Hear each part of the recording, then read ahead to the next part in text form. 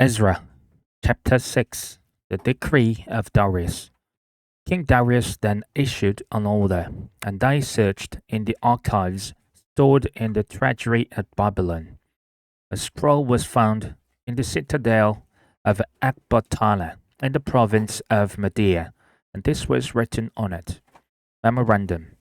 In the first year of King Cyrus, the king issued a decree concerning the temple of God in Jerusalem. Let the temple be rebuilt as a place to present sacrifices, and let its foundations be laid. It is to be 60 cubits high and 60 cubits wide, with 3 courses of large stones and one of timbers. The costs are to be paid by the royal treasury.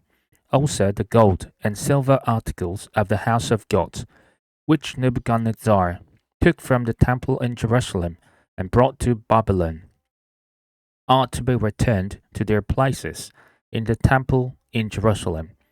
They are to be deposited in the house of God.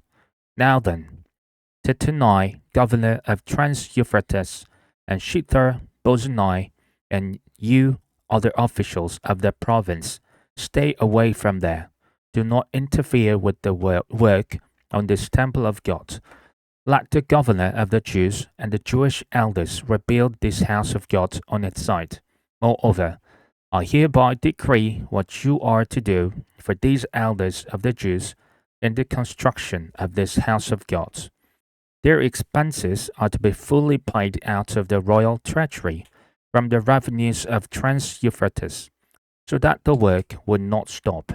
Whatever is needed, young bulls, rams, male lambs, for burnt offerings to the God of heaven, and wheat, salt, wine, and olive oil, as requested by the priests in Jerusalem, must be given them daily without fail, so that they may offer sacrifices pleasing to the God of heaven, and pray for the well-being of the king and his sons. Furthermore, I decree that if anyone defies this edict, a beam is to be pulled from their house, and they are to be impaled on it. And for this crime their house is to be made a pile of rubble.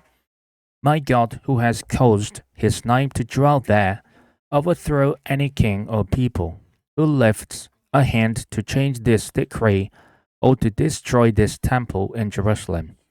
I, Darius, have decreed it. Let it be carried out with diligence. Completion and dedication of the temple.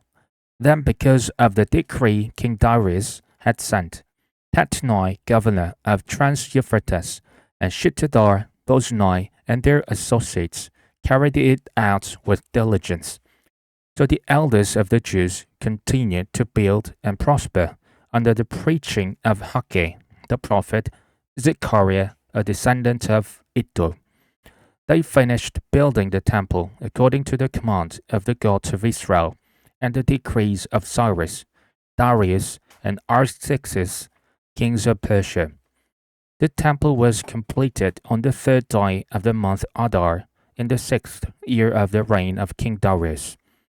Then the people of Israel, the priests, the Levites, and the rest of the exiles celebrated the dedication of the house of God with joy. For the dedication of this house of God, they offered 100 bulls, 200 rams, 400 male lambs, and as a sin offering for all Israel, 12 male goats, one for each of the tribes of Israel. And they installed the priests in their divisions, and the Levites in their groups for the service of God at Jerusalem, according to what is written in the book of Moses. The Passover. On the 14th day of the 1st month, the exiles celebrated the Passover. The priests and Levites had purified themselves and were all ceremonially clean. The Levites slaughtered the Passover lamb for all the exiles, for their relatives, the priests, and for themselves. So the Israelites who had returned from the exile ate it, together with all who had separated themselves from the unclean practices of their gentle neighbors, in order to seek the Lord, the God of Israel.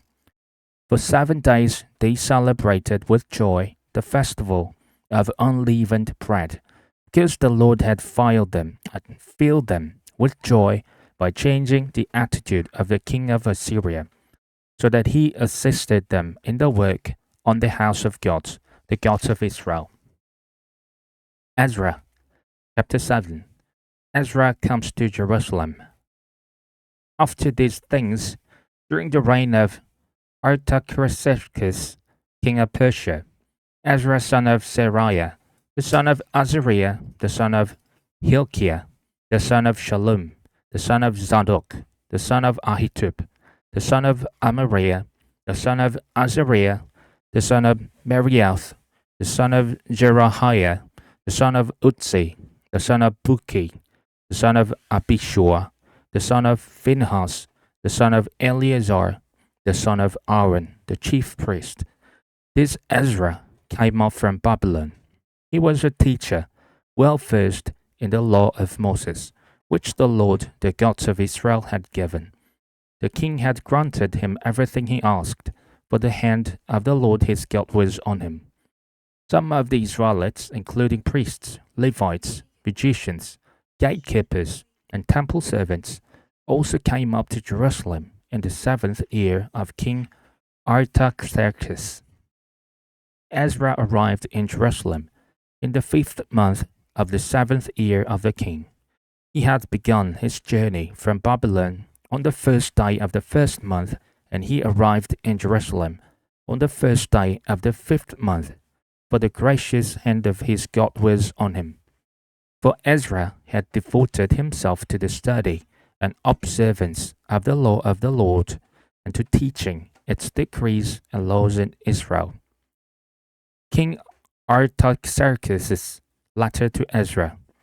This is a copy of the letter King Artaxerxes had given to Ezra the priest, a teacher of the law, a man learned in matters concerning the commands and decrees of the Lord for Israel.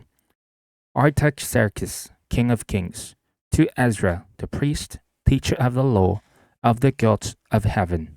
Greetings. Now I decree that any of the Israelites in my kingdom, including priests and Levites who volunteer to go to Jerusalem with you, may go. You are sent by the king and his 7 advisers to inquire about Judah and Jerusalem with regard to the law of your gods, which is in your hand. Moreover, you are to take with you the silver and gold that the king and his advisers have freely given to the God of Israel, whose dwelling is in Jerusalem. Together with all the silver and gold you might obtain from the province of Babylon, as well as the freewill offerings of the people and priests for the temple of their gods in Jerusalem.